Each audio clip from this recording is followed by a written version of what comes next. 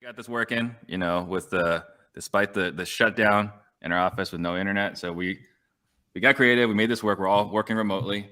But yeah, Steve Trang, real estate disruptor, serial entrepreneur, and my focus is sales. So we got our sales training event coming up December 7th and 8th. If you guys are interested in that, come check it out. There we go.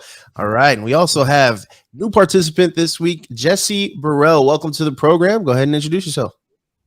Thank you so much for having me on. And my name is Jesse Burrell. I'm CEO of Batch Service. Been in the real estate game for around 9 years. I own commercial, multifamily, single family, and I've wholesaled and flipped about 300 homes on top of that. So excited to be here and chop it up with you guys. Absolutely. Welcome on again. Welcome on again. And a veteran of the program, my guy, extra time needed if needed. Leon G Barnes, what's going on, sir? What's up, Weasel? Yes, thanks for the go time. That's what the G stands for today. Always giving me that extra go time.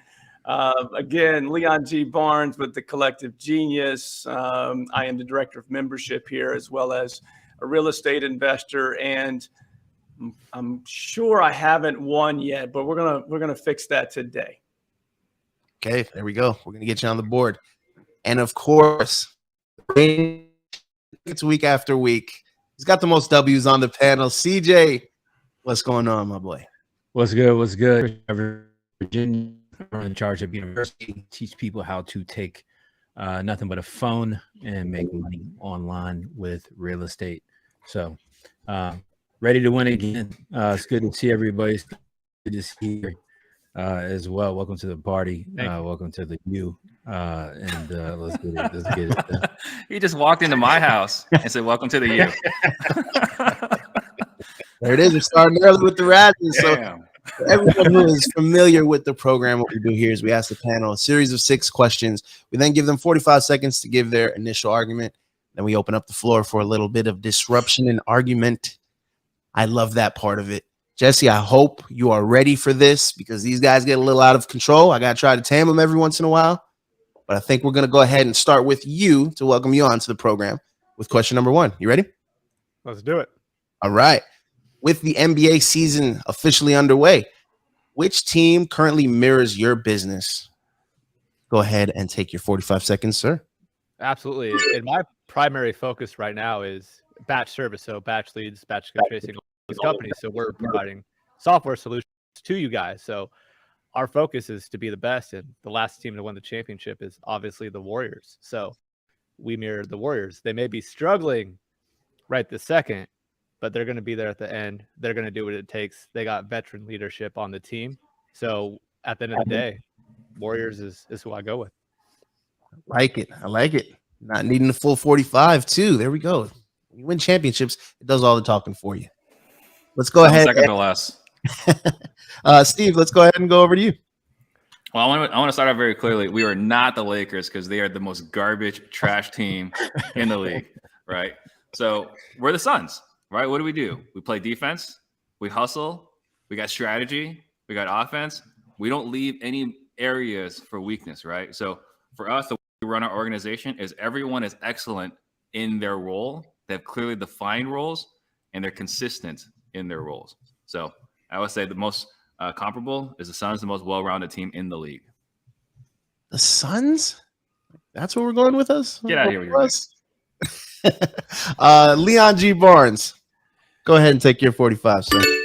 So a month ago, I would have never said this team, and Steve, our friend Jason Lewis, will really like my response, which is the Utah Jazz. Why the Utah Jazz? They are currently 10-3. They are first in the Western Conference, and they traded away all of their superstars. I love smart leadership. Smart leadership said, this isn't getting us over the hump.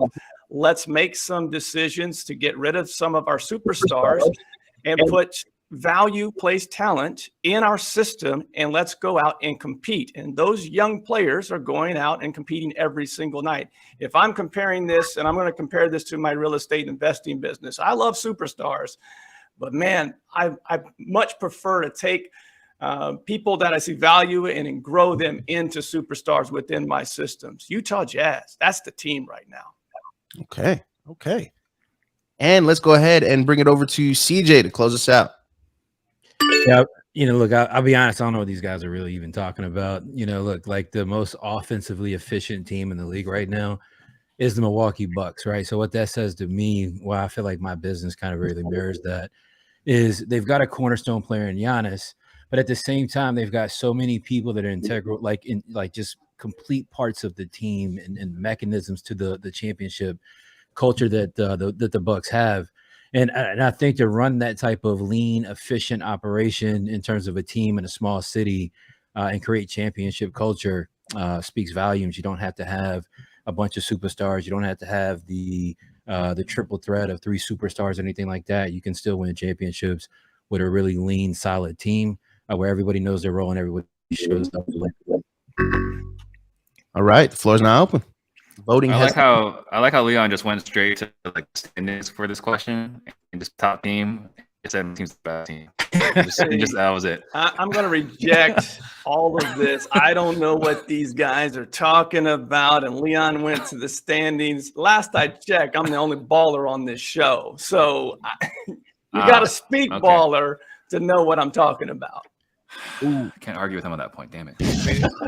I think talking about sports teams, right? And like, how does your business mirror a sports team? I think this is a good question because all these teams look different, right? Like we saw that all over the years where you had to have multiple superstars on a team, but how long did that last? We saw what the Lakers look like right now. And I think that the program efficiency of playing the game has changed, right? Where to Jesse's point about the Warriors, you've got, people on the Warriors that have been like, they've been nurtured through the culture organization. They've been raised up in the organization. Like look at Jordan Poole and some of these other guys. And so I think that speaks volume to a business as well. I think Chris is so spot on with this. And the reason that I chose the Jazz on this particular response or this question is because I love intelligent leadership. And in times, we've talked about this many times on this show about superstar employees and how they're hard to deal with. Eric and I, Brewer, who hasn't been on this show in months because I think we just ran him off, but I think that we talk about this quite often is having a superstar versus bringing people in that have potential, put them in the right system and they start to flourish and become that and they grow up in your system. There's a lot to be said about that. And the reason I picked the Jazz is because I can see that that's their plan. The Lakers are right now. Why they went after a bunch of superstars and got rid of all their young talent. I just want to know who at Batch is Jesse Draymond Green and who did you punch? That's what I want to know. Well, what you guys keep alluding to is Chris talked about the Warriors and they are the champs. Leon talked about the greatness and making sure that your people are being able to grow and thrive. The Warriors have already done that. So I've obviously proven the best answer already is that is I'm already showing you who the champs are and how to do it. And you guys are giving me other teams that are relevant. But how they build back that up, Jesse? They had to build that back up by doing what? Losing to get those draft picks that helped them rebuild their championship team. That's actually not true. It was injuries. It was injuries of Steph and Clay. So they got lucky, but sometimes, your talent gets injured. Sometimes things happen. So, they just bounce back like any great company would. We're talking about this season. I'm talking about the totality. It's the beginning of the season. They're still the champs until someone beats them. It's irrelevant. Can I give you one other reason that I picked Utah? The reason I picked Utah is because right now we've talked a lot about this in the last 3-4 months in our community. Right now is the time to be lean. If you're running a business and you're not making, you're going to have to make some tough decisions. And if your runway isn't long in regards to your business has shifted so much, you're going to have to make some tough decisions. And running lean and mean with the best talent that is currently on your team, you're going to have to make those decisions. And I feel like that team has done that, and it's appropriate for where we are in the marketplace right now. I thought you picked Utah because you have more clients in Utah than any other state. No, it's actually not true. It's Phoenix, your market. I thought it was because he was giving me Jeff Hornacek lookalike vibes for Hey, Jeff Hornacek was great. The jumper's wet like That's that. what I'm saying. PJ. That's what I'm saying. He was a baller, man. He was a. The jumper's wet like I that. can see Leon with the socks and the shorts, man. I see Yeah. what's going on. And I can attest, you know, playing ball with Leon, the guy makes it rain even with a double, triple rim. Right. It was very frustrating. The problem with that is I'm a better baller at 45 than I was at 18. You know, the competition level is also, you know, down. So good for you. And listen, as a Knicks fan, Jeff Hornacek, we are never going to mention that name, okay? Yeah. Trash coach. Unfortunately, Weasel, there's about 12 other coaches you can name as well. Yeah. And an owner. CJ, looks like with 44% of the votes, you are going to take this one. So an early W for you, sir. Round one. How you feeling? Man, good as always, man. As good as I always feel, man. You know, it's Weasel, you know the vibes, man. It's hard being a winner sometimes. We're gonna stop asking him that question. Yeah. Stop asking how he feels after he wins a round. It's just unnecessary. We don't need to hear it 3 or 4 times in a show. I keep asking it to see if I can like throw him off or like what can you say so many times. Start asking us how we feel. There you go. Make this therapy. Well, with that being said, 1 point to CJ and the U, and we'll move on to question number 2. And CJ, we'll start with you. When should you be looking into a new market when your current market has been hit hard? Your 45-second starts. Yeah, I think we're moving into an economy where every market is going to be hard. I mean, you got to choose your heart at some point, right? Like for me personally, I just had this conversation with some of my students this morning. I look at it like this, like I'm more fluid in how I look at a market now, because like what is choosing a market when you're running a lean operation? To me, it's just data, marketing, and sales. And so how much does it really cost you to test out opportunities in different markets? Because that's going to be fluid. You know, the market that's working this month or this quarter is not going to be the exact same market that may be working at the top of the year or second quarter of 2023. So you've got to be fluid. You've got to have a process in which you're willing to go spend a little bit of money to test out a market opportunity, see if it has some runway there, and then you can go stick there and then or move into a different market. So every market's hard right now. I'm being fluid and I'm working in multiple markets and paying attention to what that looks like. Okay. Let's go over to Steve Trang. So I think if you're gonna be looking to a new market, you got to ask yourself some difficult questions first, right? I think if you're doing your business locally and you're trying to go virtually, you're gonna have some challenges that you have not experienced before. So if I'm gonna go to another market, I want to make sure that I was running a good business before, because revenue and sales hit a lot of mistakes. Trust me, I know we hit a lot of mistakes, right? So I want to make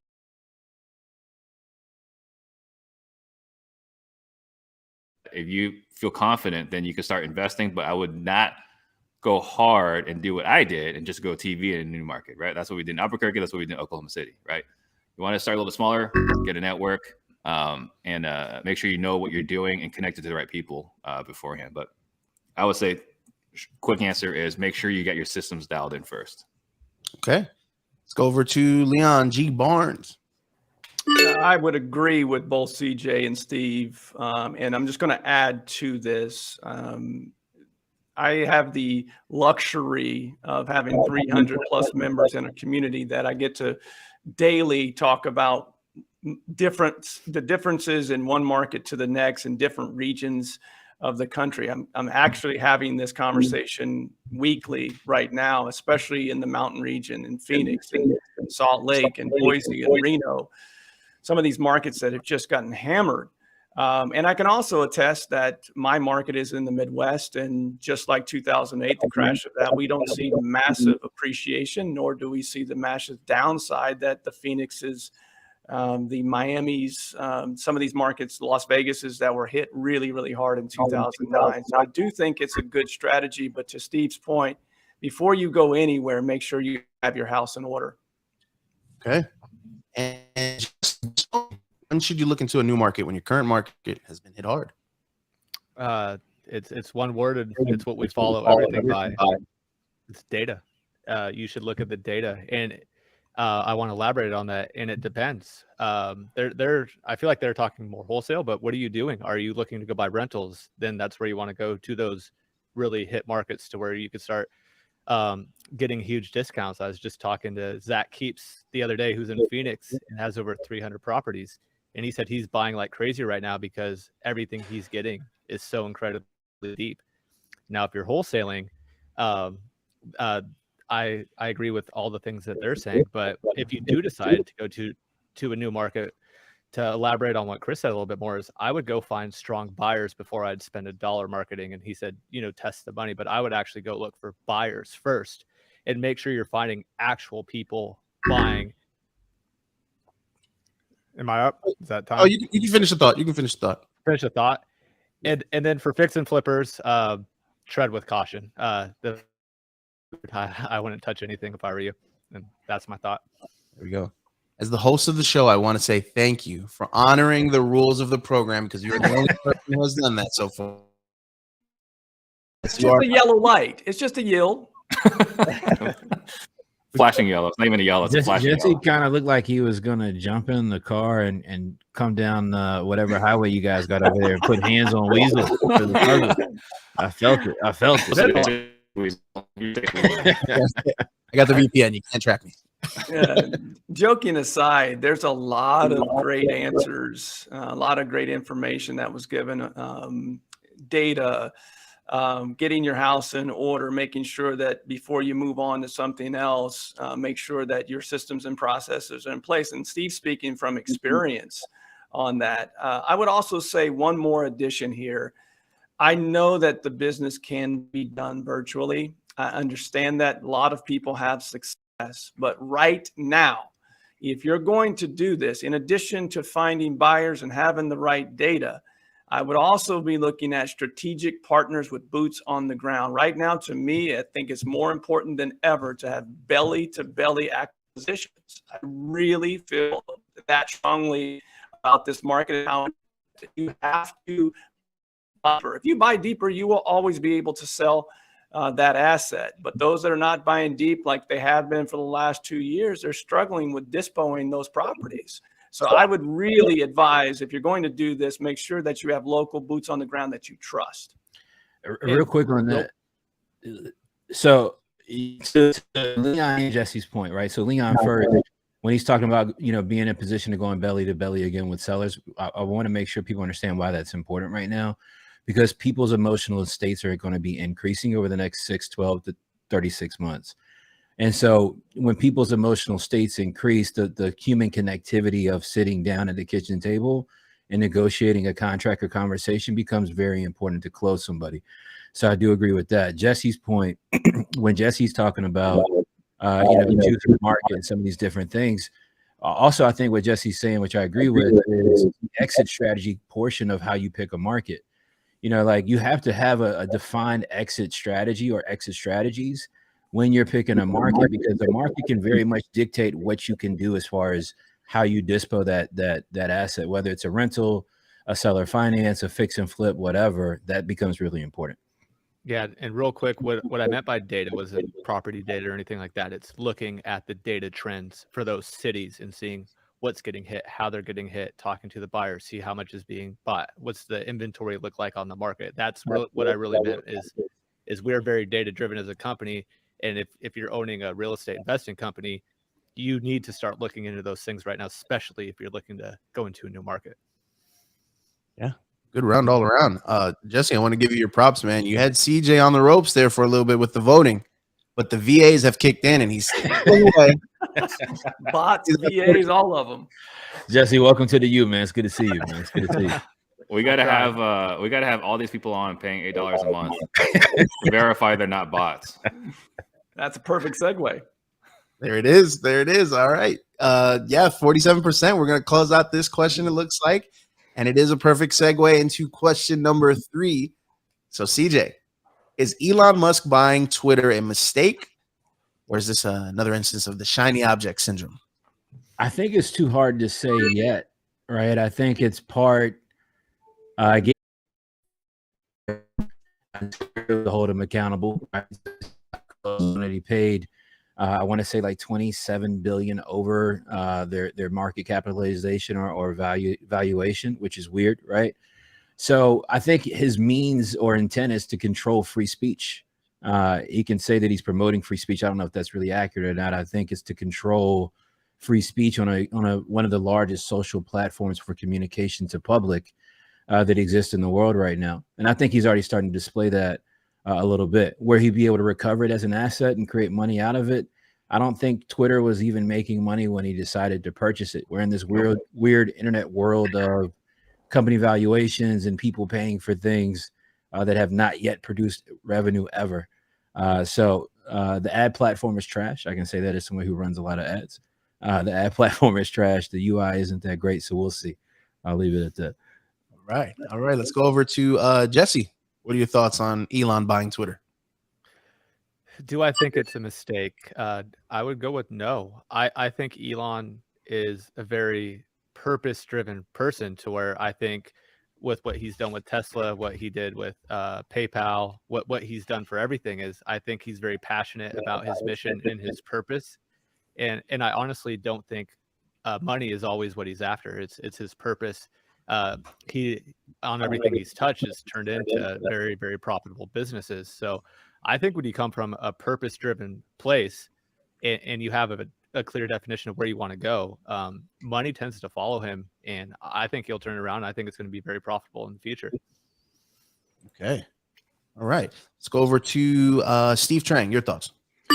I think it's 100% a mistake, complete mistake, only in the context if you compare it to what his mission is. And his mission is to get man on Mars, right? He's been very clear for a long time now. Everything he's doing was to get a man on Mars, right? The reason why he's doing Tesla was to get enough money and invest in this technology, right, to build a rocket that can get us to Mars.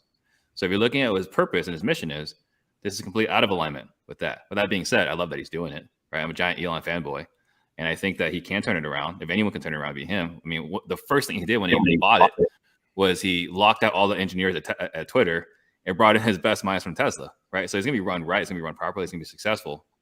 But in the context of, are you doing this to get you closer to your purpose, fulfilling your purpose? Or are you doing this to prove a point? I think ego kind of got in the way a little bit. So I have a question for you, Steve.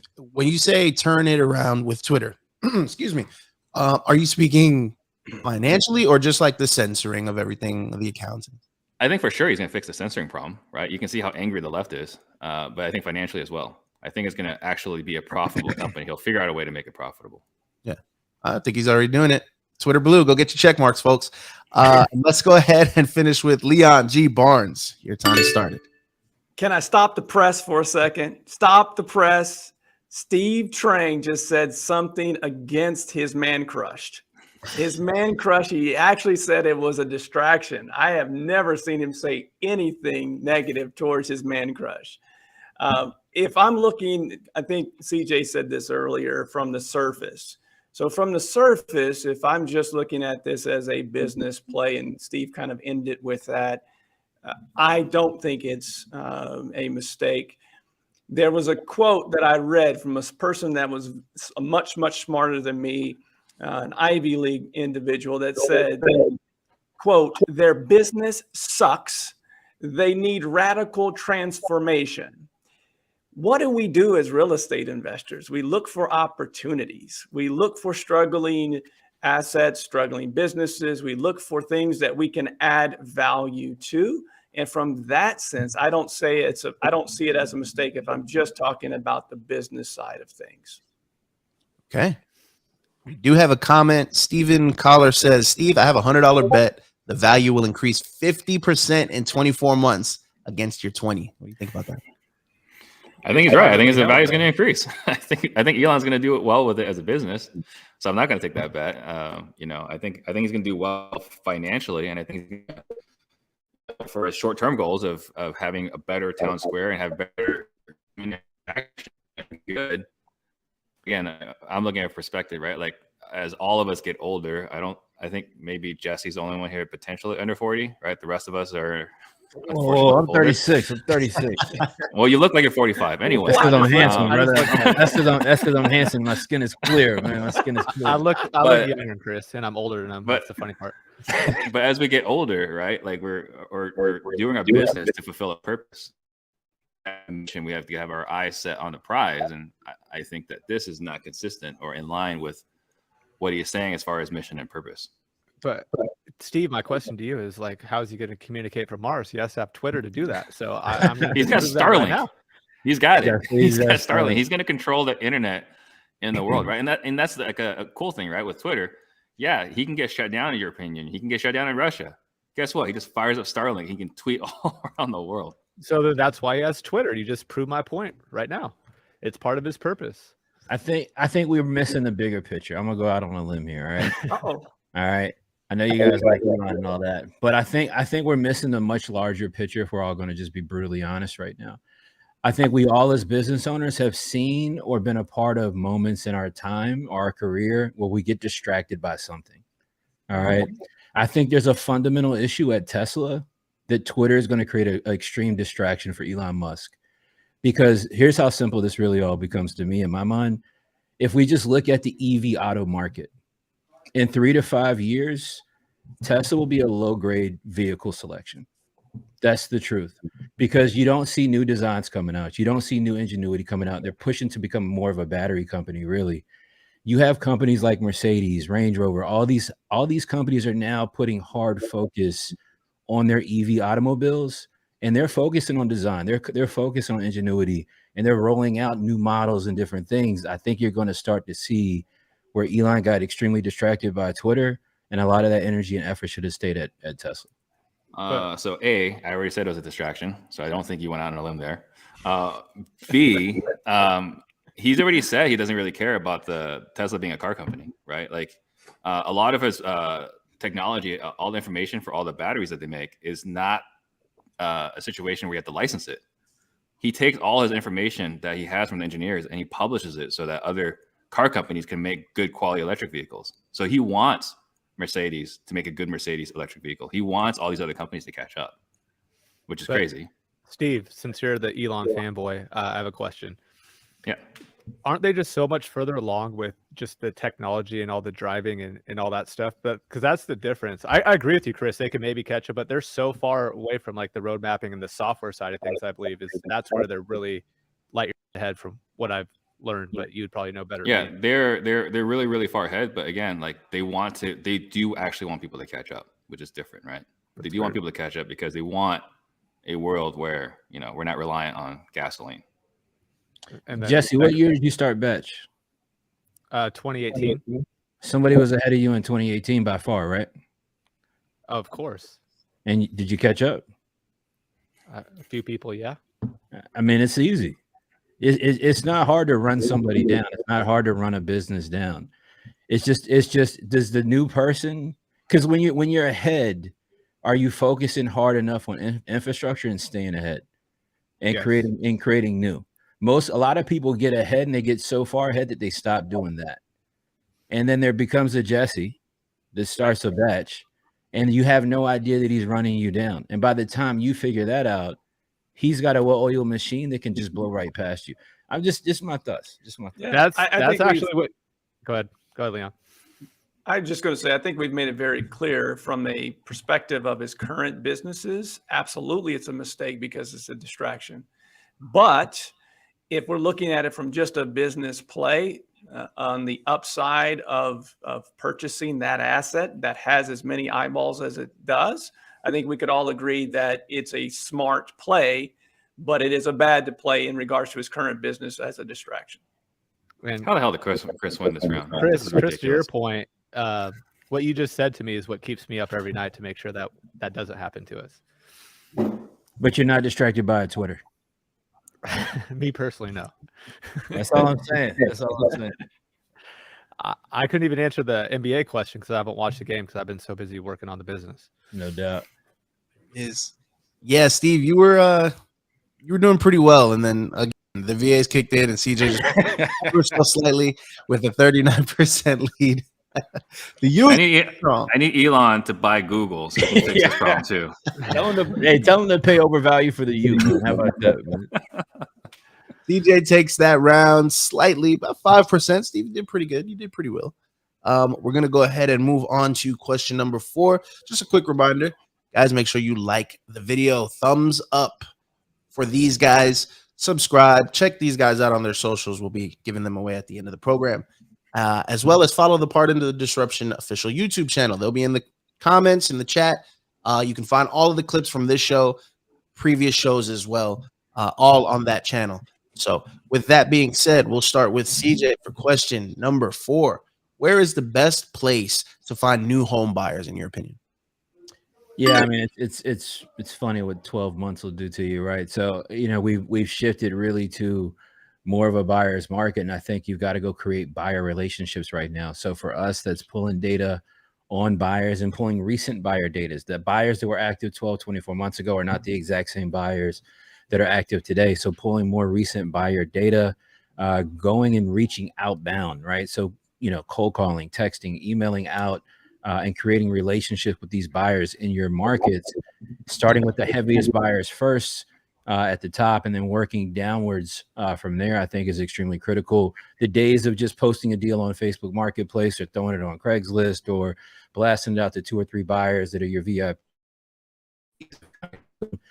You've got to get on the hunt again on the buy side to make deals happen and get them sold. All right. Let's jump over to Steve Trang.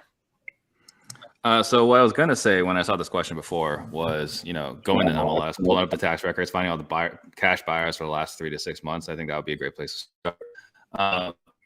Remind Rodrigo on the show today, you know, and, you know, Wholesale Sharks, and they're getting all of their buyers from loan officers, right? They're going to the loan officers because the lenders have access to all these people's financials. And they're saying, who do you know that has some cash or is interested in some properties?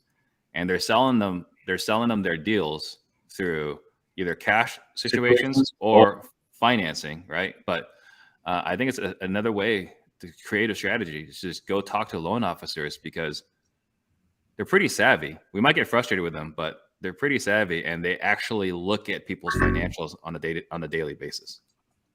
Okay. Jesse, where's the best place to find new buyers? That's a great question. I mean, these guys are pros at what they do. So, I mean, I'm going to have to piggyback onto what both of them said is I think when I started in 2014, it was a much different thing. Right now, you can't just get a big list and email blast 200,000 people and expect a deal. You have to go old school. You have to go through your whole entire buyers list. I think you should be calling them, building those personal relationships for the ones that are buying, and for the ones that you don't have on your list now, that's where you should be gathering the data, as they said, is who's bought in the last 3 months, and then picking up the phone and having someone call them, and not a VA, having someone that really understands, are you buying? If you are, what are you buying? Reverse wholesale that, and that's where your marketing dollar should go to, is people who are actually buying today. That's how deals will be sold. That's the only way to make money right now.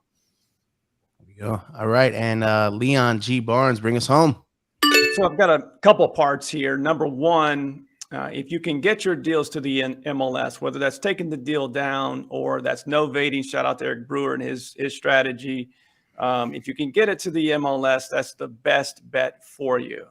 We put our first property on in a while, 2 days ago, had 3 offers, and one of them was cash. So there's still people buying investment grade properties off the MLS if you can get it there. The second part is if you can't not get it to the MLS and you are traditionally wholesaling, then a lot of what these guys told you is so accurate. You need to be working those relationships. There's a lot of agents right now that are struggling, that that are looking for opportunities, looking for offers. They're not doing a lot of deals right now in a lot of different markets, bigger cities. We used to rely a lot on data, and I'll finish this up real quick. We used to rely on data, and what they gave you is so accurate. It's the people that have bought in the last 3 months, but more importantly, go find the people that are going to buy tomorrow. How do you find that individual? You have to be working the people that work in relationships with people that have said, I'm raising my hand, I'd like to buy rental properties. Go find the person that is not showing up on any of the data, the investor lists of the world, or any of the buyer sonar. They're not on those lists today. You have to go out and find them. The best way to do that is through networking. That was not just finishing a thought. That was like a monologue. Hey, We Jesse, we were going to the end here anyway. We were going to go back and forth, so I might as well get out my last thought, right? There you go. Hey, Jesse, does Batch offer buyers?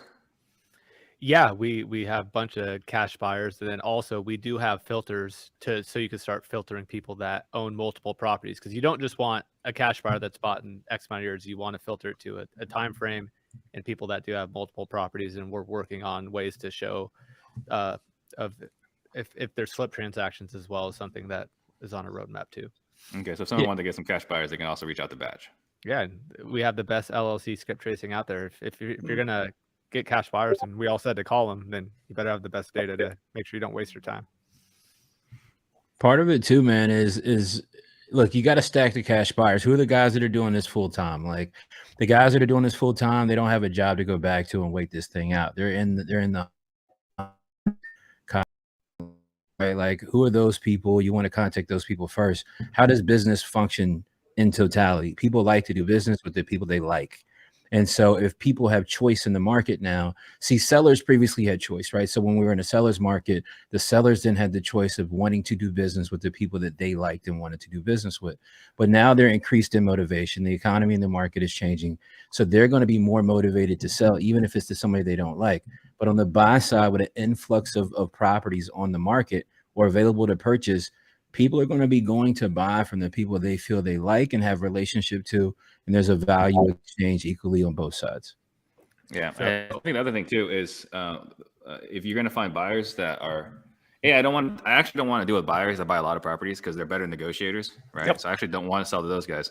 So I'm going to sell to someone that's a little bit less experienced. I would also want to provide services as well, right? You know, a referral for a hard money lender, right? A referral for a contractor, this or that, again, to deepen the relationship to Chris's point. Some of the best strategies that I've heard recently have been being a concierge type service right. On the other side, right? You've got a high net worth individual, high W-2 earner that's looking to get into. Jimmy Vreeland, who's been on the show, has this right now that he's doing. Brings you in, helps you buy the property, finds you a lender, manages the property for you at a discounted rate, and is more of a concierge service. Finding that person, again, the best analogy that I've heard is 8 months ago, we were really focusing in on the needle, the person that was buying a bunch of properties. Shout out to Eli and Chris Richter at Audante. They gave me this analogy, is that we were focused a lot on that needle. Today, you got to go work the haystack. The entire haystack is who you need to be after, and that's building relationships with people that are most likely to buy their first or second investment property that they don't show up on this list. And yeah, I think go ahead, Jesse. I was going to say to Steve and Chris, your point as well as Steve, you talking about that person that wants the first or second deals. This is the time to go to a lot more networking. And then, Leon, as you said, concierge, do they have a contractor? What do they need? Do they have a hard money place? You're able to start providing them with those resources. And Chris, for what you're saying is you want to build that relationship. Like you truly want to understand and help these people. And people want, especially in times like this, people want to work with people that they like, that like they have a lot more choices now. Now it's when building those relationships, I believe, really matter and actually truly caring and helping these people. Yeah, that's one thing that we're teaching right now, to what Leon's point was, right? Like creating that concierge white glove type of experience, you know, creating a relationship with hard money, creating a relationship with realtors, contractors, the team needed to execute on the investment opportunity that you're selling to somebody, you know, working on trying to sell deals, stuff like that. But I want to give Leon some credit here too on something he said that we didn't touch on too much.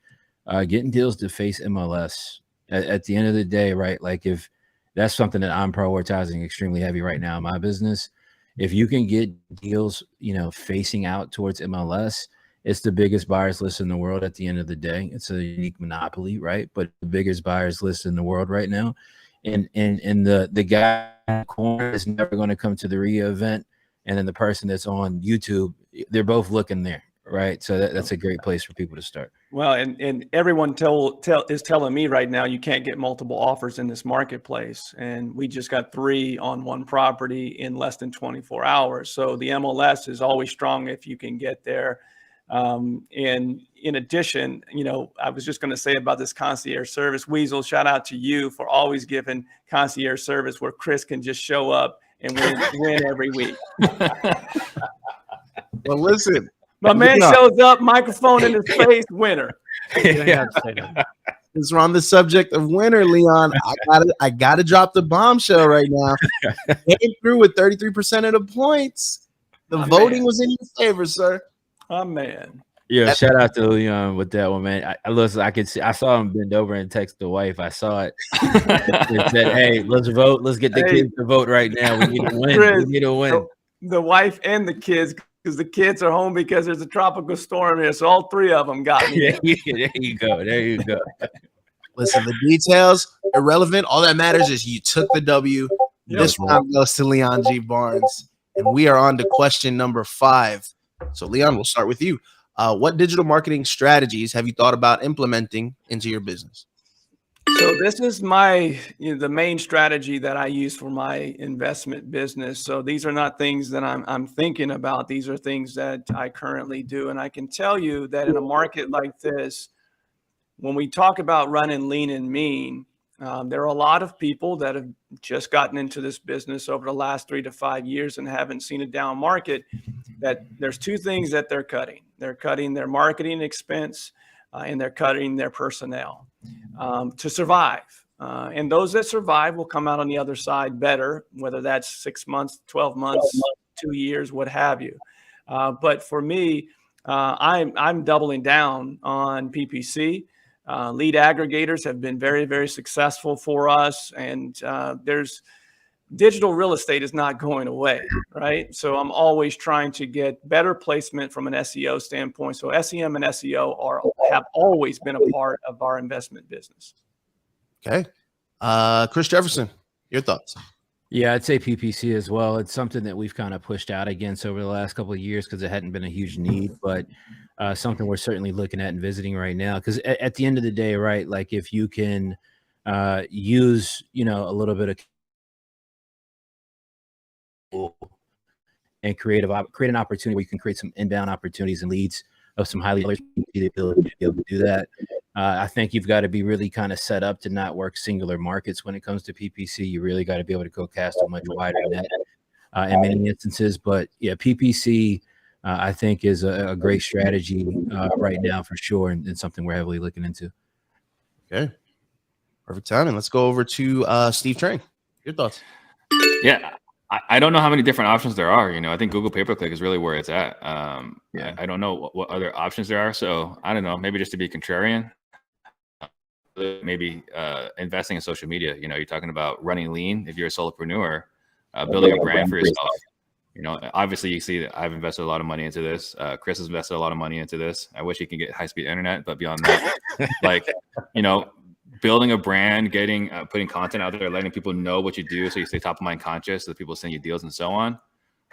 So I say that's another alternative, especially if you're running lean. But I think the default answer is Google pay-per-click. I don't know what else there is. Okay. And Jesse, bring us home.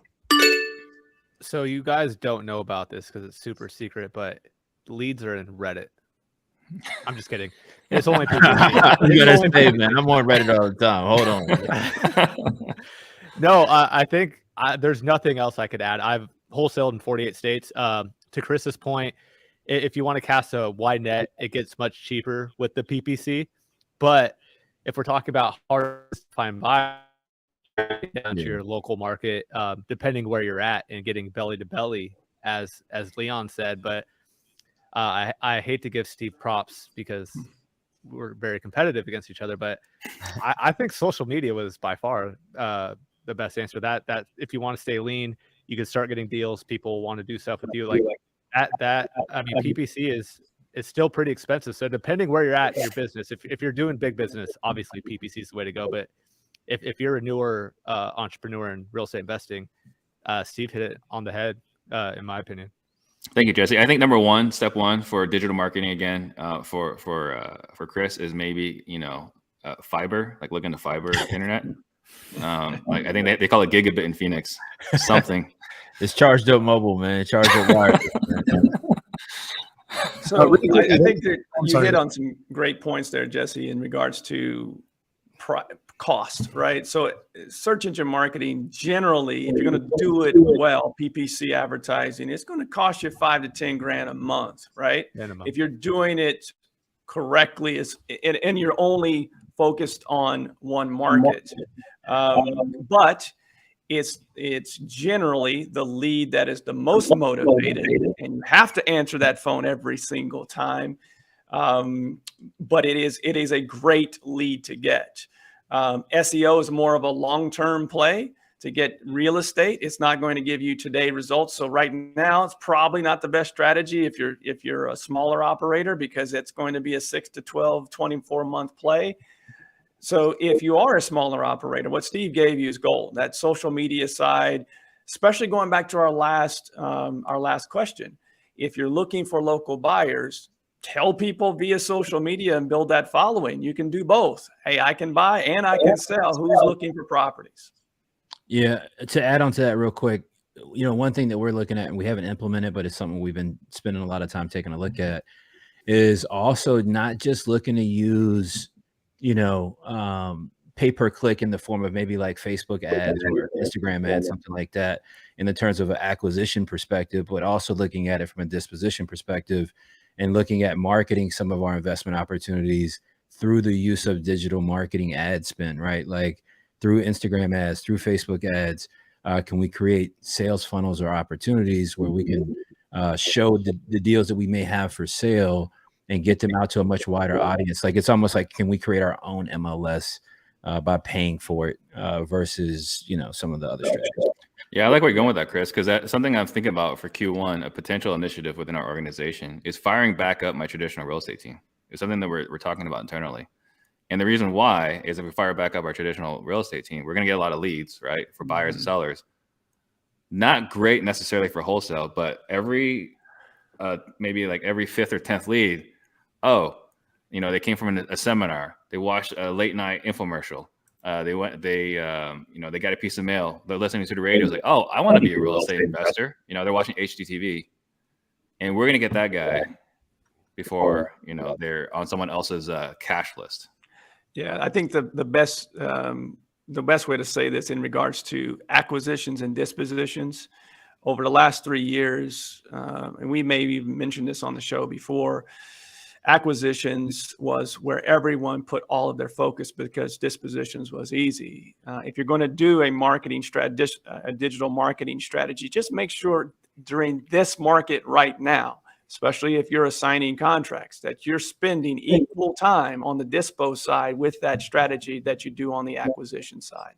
And Chris, real quick, just food for thought, if you're going to potentially be dispoing on Facebook and IGs, remember the privacy stuff Apple just did to where they're not crawling and following. I know all about it, man. I was just making sure you knew. Shout out to that Apple, may not man. be the best and that's why, it's the hard part, right? Like, most people don't know that, right? But earlier this year and late last year, man, Apple made some adjustments, right? Everybody probably remembers the update when you updated your phone and asked you if you wanted to continue to be tracked.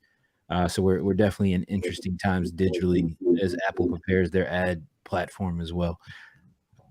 That's why Google's so strong, and that's why when all you guys answered, PPC, I'm like, because I know from our marketing efforts for Batch is like Facebook and Instagram are so much harder to market on now. It's PPC is really where it's at, because someone's searching something, there's a search engine, you're getting the customer that you want, and it's a lot harder to see your metrics on Facebook and Instagram today. We did have a comment from Kai Herbert. He asked, what's PPC? And shout out to Larry and the Real Estate Disruptors channel for answering him, saying pay-per-click ads. But anything you guys would want to add to just, kind of that? It's Google, Google pay-per-click ads. It's Google. So, well, it's Google, it can be Bing, it can be Yahoo, even though those obviously don't bring in as many eyeballs, but it is a common term used for Facebook advertising as well. You're paying for a click on that particular ad. And just to let you guys know, is we've actually had a lot of success with Bing, because you may get that customer that just has that preloaded on there. I don't know if you guys have looked into that at all, but Bing, we've actually had a ton of success in the last 6 months. Just to FYI. I've heard Bing I don't ads know. are smoking too, man. I haven't tried it, but I've heard that myself. They're Well, cheaper. I know They're that. good. Well, I know that way back in the day, in the olden days when I used to sell advertising, that SEM was one of the first things that we sold. And I know at that given time, Yahoo and Bing combined, because Bing ran the search for Yahoo, had about 15% of the market share. I'm guessing that's a lot less, but there are a lot of machines that are preloaded, especially Microsoft, that are preloaded with Bing, that I'm sure there's a good 10% at least that people are missing out on that side. But if no one's touching the We Buy Houses stuff for paid ads, I On mean, that's a Bing, great place to look into for your market, for sure. yeah, because how much of that 15% can you grab? Yeah, I mean, we've Yeah, had. I'm not sure that. I'm guessing 15% is not there at that high anymore. But even if it's 5%, right? Yeah. How much of it can you grab if nobody else is there? Right. Yeah, well, I think people are there, right? Like if you look at any responsible PPC manager, if you use any service provider, right, it's not that hard to copy from Google to Bing and Yahoo, right? Like when I used to do my own ads a long time ago, literally it was just the software you use. Would you like to run the same exact identical ads on Bing and Yahoo? Yes, they both the exact same interface. Same interface. Yeah. I have a quick question, Yeah. a little off topic. But when we're talking about buyers, has anyone looked into LinkedIn at all? No, it's on my list, man. But I know somebody that's having some pretty solid success with it. Especially if you're looking for that, what Steve was talking about, that newer person that's getting their first, second, or third home. There's a lot of ways to chop up the success. I mean, you could go into your market and who are all the directors or VPs of this and start outreaching them. I think there could be some really creative ways to find and build some new relationships. We have some, Jesse, that are within CG that market. They're turnkey rehabbers. That's how they sell a lot of their assets, and they go directly to LinkedIn, like you said, to find that executive level individual to add to their funnel. Hey, Chris, I keep hearing you say you're gonna, it's on your list. I encourage you after the show to go back and watch the segment on Elon Musk and shiny object syndrome. Yeah, but that's why that's part of his hustle, though. No, that's why it's just on my list and not something I'm actively running down, because I mean, you see how we're moving over here, man. I mean, we don't got to deviate from the plan too hard right now, man. But everything that we're talking about, Chris, that you're adding to your list is still part of the focus of you buying more, selling more. If what you have isn't working, right? Like, so what I've got is working, so I'll share. All right. When you've got a beautiful family of people like charged up, when you've got great relationships across your markets, you've been doing business for 13 years, you wake up on a daily basis and you have lead and deal opportunities falling in your lap that you got to vet and take advantage of. So we can do a master class on that another time. Well, the subtle flex, they're no big deal. But I mean, when you run your business like Starbucks, you're just printing money. Like, what it reminded me of is when Floyd Mayweather used to get done with a fight. He's got a belt here. He's got a belt here. He's got 3 belts on. That's what that reminded me of. All right. That was a great round. Kai, I hope the panel answered your question. I'm pretty sure they did. Steve, you're on the board, sir. Boss man with a point. We are on the board at Real Estate Disruptors. How do you feel? I feel vindicated. Right? Trying to beat Chris and the bots at the same time is no easy task. Right? It's like when you're trying to beat the other team and the officials. It's rough. Oh, man. We shall overcome. Well, perfect segue to question number 6. Before we get there, we do want to shout out the sponsor for today's episode, Bateman Collective. Steve, you want to drop a couple words for Bateman Collective? Yeah, I actually got a chance to meet Brandon Bateman through Collective Genius. So, thanks to Leon for making that happen. And he runs our pay-per-click campaign, and it's been a great service provider for us. And I know that our students and our programs have used him as well, and they've been happy with the results. So thank you, for the sponsorship. Yeah, and I can attest to that. Brandon and Bateman Collective, they do PPC, SEO, and Facebook ads for a lot of our membership base. Okay. All right. And just a reminder, guys, there's 45 people, 46 people watching live right now. Just click the thumbs up for us, please. It'll help us kind of break the algorithm and get the show out there. Feel free to share this with a colleague, with a family member, a friend. Let's get the views up for these guys. They're dropping free game each and every week, and we appreciate it. So let's get some more people tuned into that. All right. Question number 6.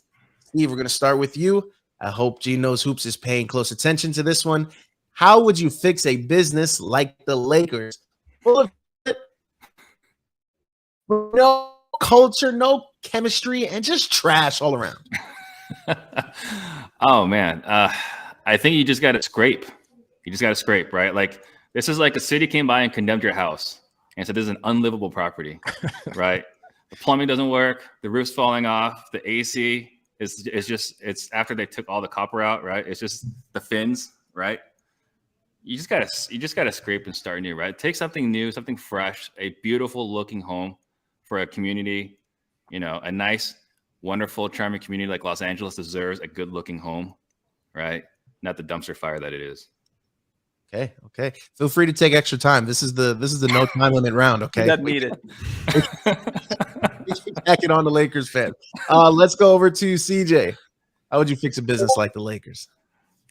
Yeah, I think first things first is just embracing the failure. I think, when we hear these interviews and conversations about the Lakers, it's like, hey, they're going to restore to prominence this season or become a championship team this season. That's never really realistic when you've got a flawed or broken culture or chemistry on your team. So I think the first part of it is just embracing the failure of it, taking a look at the team, taking a look at the personnel from top to bottom, right? And seeing who needs to stay, who needs to go, who's still contributing to the culture that we want to have, and who isn't.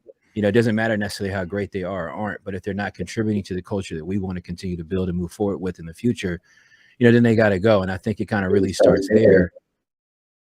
And coaching, right? I think, Darvin Ham has come in. I think he's doing a bang-up job right now as best he can, managing a lot of personalities and highly influential athletes on a team like the Lakers is I'm sure extremely difficult.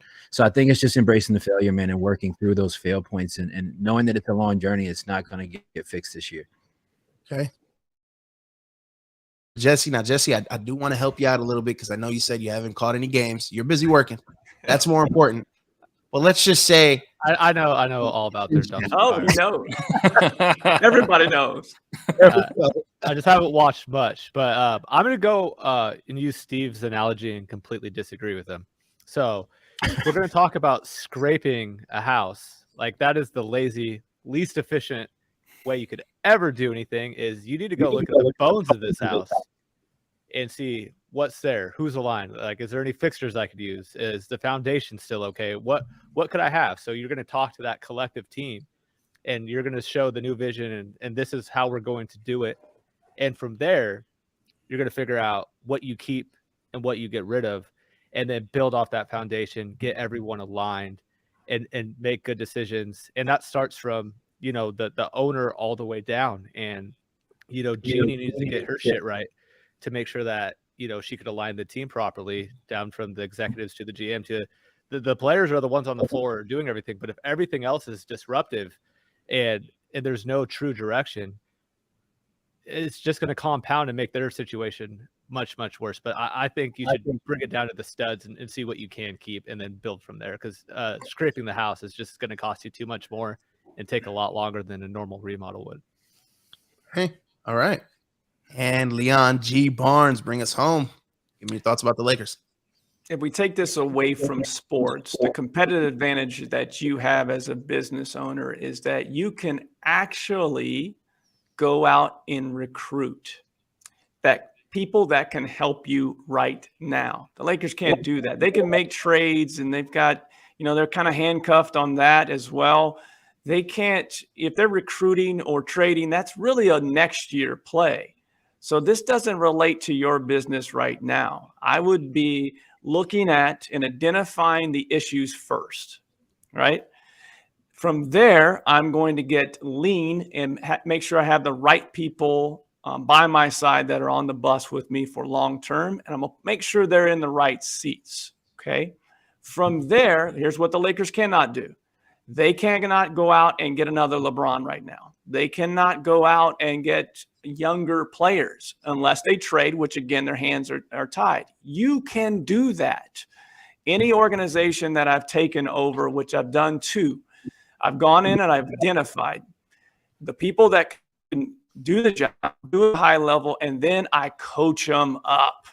From there, everybody else has got to go, and we bring in new talent and we onboard them and we coach them up. That's the biggest difference in this question between you and the Lakers. You can do something about it right now. Unfortunately, those losers can't. So, Jesse, to your point, right? It is lazy, that's great, but if it's a dumpster fire, right? Like if it's actually burned down, the studs are unusable, right? Like there are houses that were historic area, right? Anthony Done. No, he's not. Chris, who's salvageable? Chris, who's salvageable? AD and LeBron rebuild. I think LeBron. I don't think LeBron is done. I think he's got some gas left. AD, yeah, he's got gas left. AD, I don't think looks like his close to his former self at all right now. So we'll see how that goes. You know, and Russ is. Yeah, There's no words for Russ. Yeah, Russ is Russ. You know. So if they were smart, and I love this leadership, general manager type moves. If they were smart, and I know they won't do this, the biggest assets that they have are AD and LeBron. Even though AD is a chandelier, he's still, an asset. If they were smart, they'd trade them both. If they were playing for the future, what's that? They could do what Utah did. Exactly right. They would trade them both. You necessarily as a business owner can't do that, but that's what they should do. You should identify your issues and go recruit talent. There is a ton of talent available. The Lakers don't have a ton of a talent that they can go and sign. There are a lot of people right now that are losing their jobs, and that ratio of 2 jobs to every 1 person that's unemployed is becoming less and less as more people are laying off. Guess who's available? Someone from Twitter is available right now. Go call them. I think you look at like that recall. I like what the Lakers are doing. I think they're tanking on purpose to get that 7-4 kid. That would make total sense, Steve. But they don't have their first round draft pick. New Orleans does. Oh, yeah, because he trade, right? You got it. It would make total sense, but they don't have a founder. You guys also need to stop acting like the Jazz just won the championship. We're 14 games into the season. You're acting like a new wholesaler that's been wholesaling for 3 months, just did 20 deals, and now they're going to do more deals than RJ and Chris. I said nothing about them winning a championship. I just said this is a long-term play that's better for them because they knew they couldn't get over the hump of your team, the Warriors. So in order to make sure that they have a future, they had to blow the thing up. My team's dead and gone. My team's Seattle Supersonics. They haven't been around for like 12 years, so I have no team. I'm the only chance the Lakers have, if maybe they convince Phil to come out of retirement. Man, Phil don't want nothing to do with the Lakers. No one should want anything to do with Phil Jackson. Okay. And here's the thing that leadership is crucial, but there's no coach right now that can make this team better than an 8 seed. I promise you that. I don't care who the coach is. I'm going to have to I just wanted to argue with Steve and argue a point, but scrape the fucking team. They're gone. There you go. Drop the mic. That's awesome. That's amazing. Jesse, that was a perfectly well-timed mic drop because you landslided question number 6. 57% of the voting has gone to you. Nice, end the program with a W. How do you feel, sir? Taking home a win.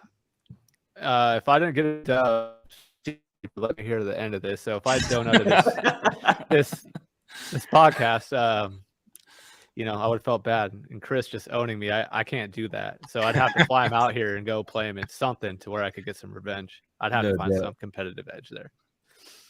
There it is. All right. Well, you did take that round, but the overall winner of the show today was my guy CJ. The U takes another cup home. Listen, this is my guy right there, man. Shout out to the U, man. Weasel, what up? You see how offended Steve was by that? My goodness. My guy. Oh Listen, man. I call you boss. Currency. Oh Hey, man. man. All right. Weasel's a fellow brilliant idiot, man. Yeah. All right. Shout out to all the regular season champs over there, man. All right. All right, guys. That will conclude the questions. Now, really quickly before we ended the show and had everybody sign off, Steve, I know there was something that you kind of wanted to say. Yeah, I want to take this time. We have a difficult day today. For our friend Christina Kraus, a few of us know him or know her. I'm sorry, or all of us know her.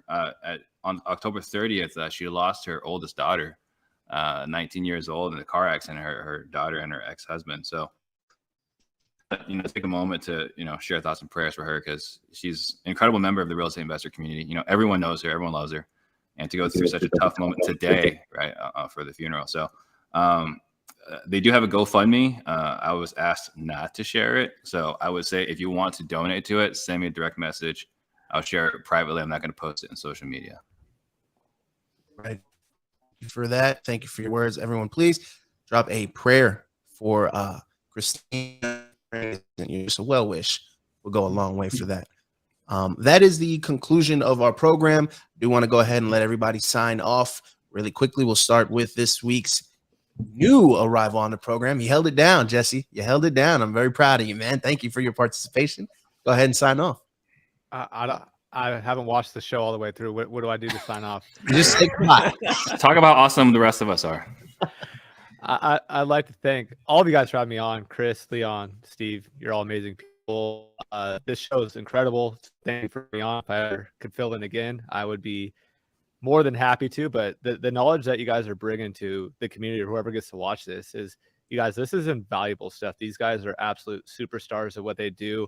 The community that Leon has built, that I've begged to get into forever, and I'm going to continue begging, is amazing. But and Chris is one of the most amazing people I've met. I met him a handful of years ago, and Steve has been a huge part of the success that I've had. So thank you all you guys for having me on today. Awesome. Great job again. Great job. Let's go over to Leon G. Barnes.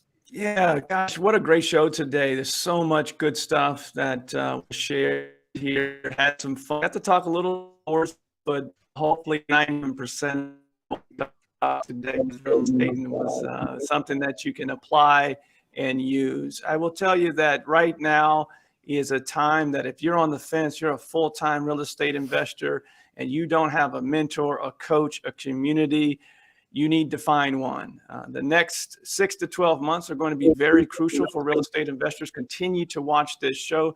CJ, Jesse, Steve, Jimmy, Mike, Eric, everyone. Oh, maybe even RJ one day will be back. We can see RJ on the show. There's such great information being shared on this show that continue to like and support and tell your friends. We have a blast doing this and had another blast today. Thanks for having me, as always. All right. Boss man. Oh, it's not my guy? Okay. All right. So My guy, the boss man.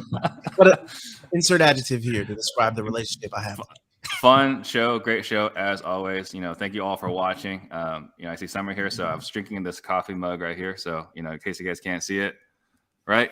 That's my cup. But again, our focus right now is helping people close more deals. Sales is more crucial, I believe, now than ever. And so, if you guys need help with sales, we got our Disruptors sales training on. We're talking about acquisitions and dispositions. So if you guys are interested, again, send a message to the team, millionairesupport.com. Right. For everyone who wasn't aware, that was my boss, my friend, my unofficial mentor, Steve. Your guy. For my guy, the training man. And we'll go over to this week's champion, CJ. Close us out. Yeah, I'm gonna have to send some charged up merch over there to Steve out in AZ, man, get them fitted up right. But shout out to everybody, man. Jesse, it was great to see you, man, and talk shop. Jesse, man, showed up and dropped a lot of game today. And I think that's always a dope thing about what we're doing here. Everybody that participates week to week, just giving information and our thoughts and things that we've seen from our experiences over the years, man. So it feels good to win again. It's something we're used to, but definitely always good to win again. Listen, if you want to find out more information about my coaching or anything like that, send me a DM on Instagram at the Chris Jefferson. DM me the word coaching. I'll hit you back. Peace. There it is. All right. That is today's episode of Part of the Disruption. We'll be back next week, 12:30 p.m.-ish. Daylight savings has moved us back an hour in Arizona. The rest of you guys should be fine. So we'll see you guys next just week. be clear. 2:30 Eastern, 11:35 Chris Jefferson time. I'll be here when I get here, man. I'll be here when I get Just here. shows up, drops the mic, and walks away with the belt. No doubt. We'll see you guys next week. Take care.